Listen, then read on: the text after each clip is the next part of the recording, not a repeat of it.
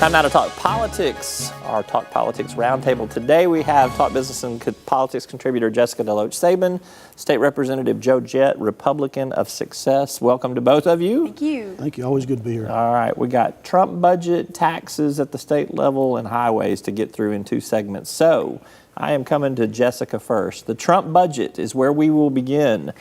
What needs to change in the present form of the Trump budget? And I'm going to limit you to three things. Only three things? Yeah. Well, the short answer was going to be a lot, but okay, that's fine. So you've seen some substantial cuts made to SNAP benefits, which is going to affect Americans all across the country, and that's really, really difficult to stomach, knowing how hard life is for a lot of working Americans already, and same goes for plenty of working Arkansans, and they're going to need that help, and there's going to have to be a larger conversation about these cuts and how those people will receive what they need the most if they can't get that help from the government. And then I would say, their infrastructure investment that they're wanting to make, $200 billion, we don't really know enough about exactly how that difference is being made up. Is some of that money coming from the new Saudi investment that we know is coming our way, or is that a totally separate pool of money?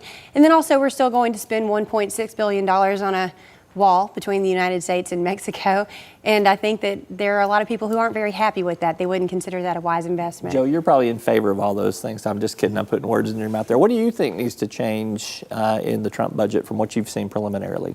The ag stuff's going to be major in my district. You know, when you start talking about cutting away 36% of the insurance farm programs and stuff, that's going to be a major hit. In the last 4 or 5 years, we've had droughts, we've had low commodity prices, and you've had now floods. Yeah, floods and droughts, I guess. So it's gearing up to be a perfect storm, if we're not careful. So I'm really apprehensive. Agriculture is 1/3 of Arkansas's gross domestic product, and we start cutting 20-some% out of that budget. It's going to be pretty steep. Do you think that this budget that's been presented keeps its form in some way, shape or form, or do you think Congress says, thanks a lot, we'll take it from here, and they start from scratch? I would say that Congress is going to take a run at this. I think there are just too many problems with it right now, and also, too, it increases the deficit. It takes it up to $603 billion, and I do remember a lot of Republicans running for office saying they were going to Washington to decrease our spending, and so this is not a step in the right direction on that promise. Yeah, what do you think? I agree. I mean, the president sets the budget, but the Congress, they set the priorities in it. I think probably, I don't know President Trump, but I think probably he's a businessman. I think what he's done is he's went so far to the extreme thinking it's going to get pulled back to the center. So, yeah, negotiating point there. All right, let's move our conversation to the state level and taxes. I joked around with Representative Jett on a panel earlier this past week that he has been put on the task force for torture, also known as the tax reform legislative task force there. Joe, so I'll come to you first. How are you guys going to approach tax reform at the state level here? Are you going to blow up the current tax code and start from scratch, or do you think we would just wind up nibbling around the edges at the end of the day? No, I think everything's on the table. I think it should be wide open. Everything's on the table. If we went back 2008, the state legislature, General Assembly, we cut $556 million worth of taxes without a prioritized, comprehensive tax package. Had we had that in place, and put it all towards income taxes per se, right now our tax bracket would be like 2.5%. But we just had a hodgepodge. Hey, hindsight's 2020, Joe. Come on now. But you got to learn. But you have to learn by history. If you don't learn by history, then you're doomed to keep repeating the same mistakes. So. Yeah. What do you think is going to happen, Jessica? Well, I think it's a lot of work to get done in a short period of time, all things considered. If everything's on the table, then how do you prioritize what you go after first? And so it's an opportunity to create fairness within our tax structure in the state, and I think that more than anything, that's what Arkansans want. And it's an opportunity to see what we can do differently. Of course, as you know, I'm a huge fan of the Earned Income Tax Credit, and I would like to see that being given serious consideration. And anything that provides relief to working families is really important to me, but that fairness angle is what's most important. There's been 2 middle-income, low-income tax cuts in the last 2 legislative sessions. Charlie Collins was on this show earlier in the week, and he says that it's time to do something for the top wage earners in the state of Arkansas. Isn't that where the priority is going to be in a second term for Governor Asa Hutchinson, Jessica? Look, nationally, I'll tell you this. We always hear we find veiled ways of doing things for top earners, and that doesn't always work out very well. And you're going to hear that argument a lot, and I think you can make a strong case for it, but at the end of the day, there are a lot more people in the state who need help. And so the appetite for the legislature, it has to be there to do this, and I don't think all the focus... The argument is that the help is going to come down that way. That's not a real thing. All right. Joe, you're the head of the Revenue and Tax Committee in the House. You're also on this task force. It's hard to say, isn't it? Yeah, it is a lot. It's a mouthful. What do you think that tax reform is going to be aimed at those in a higher income bracket? I just refuse to be put into a box on one. I mean, I'm very open-minded to all of it, and I'm just not going to start out being put into a box just aiming at one particular group of Arkansans. So you're going to do what? You're going to give everybody who's got a fair shot at persuading you that their tax argument is the best? Yeah, I mean, at the end of the day, I think it's, I think everything should be open, and I think we ought to have we need to figure out what we're going to go after and how we're going to do it. Like on the tax exemptions, for example, I would like to see, like we have a tax exemption and we're giving this industry $100 million or whatever. It's got to make so many jobs at so many jobs at so much dollars. In other words, it's got to have a parameter and a threshold to get to. Yeah.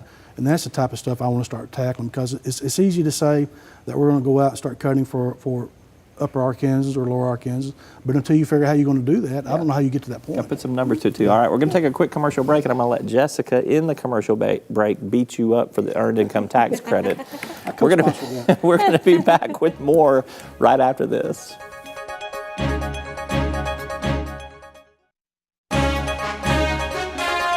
Welcome back to Talk Business and Politics. I'm Roby Brock. Our Talk Politics Roundtable today, Representative Joe Jett and Talk Business and Politics contributor Jessica DeLoach Sabin. Joe, I'm coming to you first on this. We're going to talk highways, a passion of yours. Not a lot of movement in the last couple legislative sessions, despite some heroic efforts there. On the panel that we were on earlier this week with some other legislators, I think it was Representative Dan Douglas said, and I'm paraphrasing here, it's going to basically take a disaster and potential loss of life before people understand the problems that we have with highway infrastructure and bridge infrastructure in this state. Is that too dramatic of a statement? No, I think it'd be easy to take that statement out of context, like if somebody's wishing that Representative Douglas hopes that happens to do a highway deal, but on the other side of it, a lot of people, for whatever reason, it's not sexy. Highway's not sexy enough to get involved in it, and so I think what his message was, it's going to take a catastrophic event to get the people that's not engaged in it.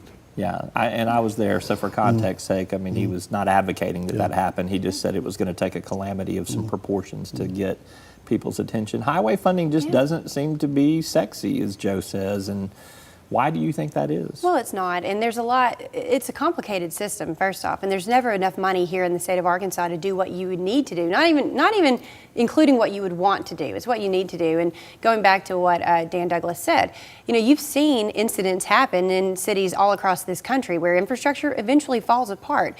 The problem here is that we need more money to take care of the problems we face, and there's no legislative appetite to get it done because it's either going to have to come in the form of a fee or a tax.